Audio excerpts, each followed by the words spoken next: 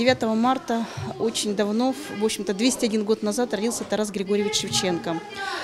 Поэт, прозаик, этнограф, человек, которого знают во всем мире. Поэтому у нас в Якутске уже 4-й год проходят шевченковские чтения, когда собираются ребята и читают стихотворение Шевченко.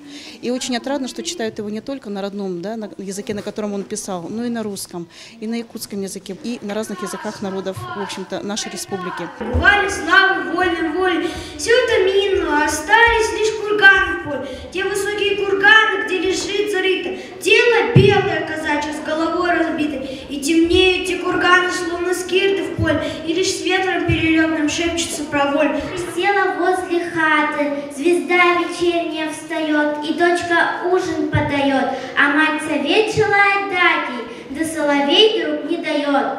Было время, запорожцы, жили, пировали, добывали славы, вольной воли. Все-то минуло, остались лишь курганы в поле. Моя ти доля молодая, не покидай мене вночі, і вдень, і ввечері, і рано. Вітай за мною і учи, учи неложними устами, поможи молитву діяти до краю, а як умру, моя святая, моя ти, мама. Сегодня, в такой сложной ситуации, которая происходит у нас на родине, на нашей исторической, нашей родной Украине, мы показали бы, что все-таки украинский народ – это как обычные люди, что нету никакой вражды между нами, чтобы больше узнали о нашей культуре, побольше с ней познакомились. И есть ребята, которые впервые, в общем-то, познакомились с творчеством, да, и захотели сразу читать на украинском языке. Это тоже отрадно.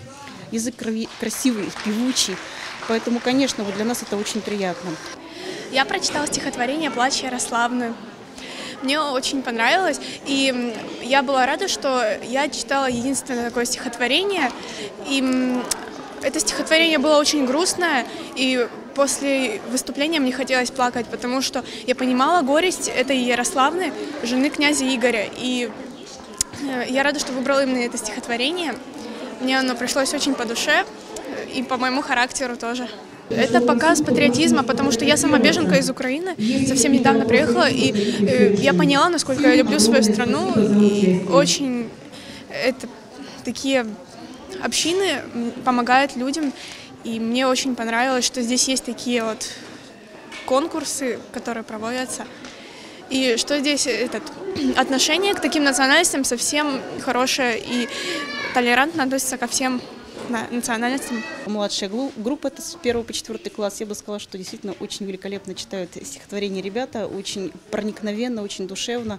То есть они сумели прочувствовать, учитывая то, что у Тараса Шевченко, в общем-то, нельзя сказать, что есть очень легкие стихотворения.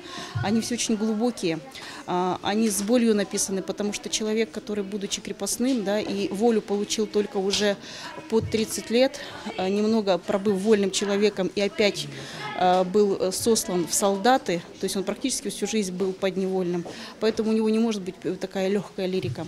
Я очень рад выиграть в этом конкурсе, я очень сильно переживал и надеялся, что я смогу выиграть, ведь я так много готовился к этому. Я прочитал отрывок из поэмы «Сон» Тараса Григорьевича Шевченко. Я очень боялся, как я смогу передать эмоции, которые несет этот отрывок. Я думаю, что я смог передать зрителю. Мне очень было интересно, как, где он жил, чем он занимался, и то, что он был крепостным, и потом ему купили буквально свободу, он был самоучка, то есть он сам этого желал и сам хотел учиться и развиваться. Молодежь должна больше уделять внимание творчеству, вообще в целом произведениям и развиваться духовно. Я беру пример с Тараса Григорьевича Шевченко. Участвует около 50 человек по регистрации, это тоже радует.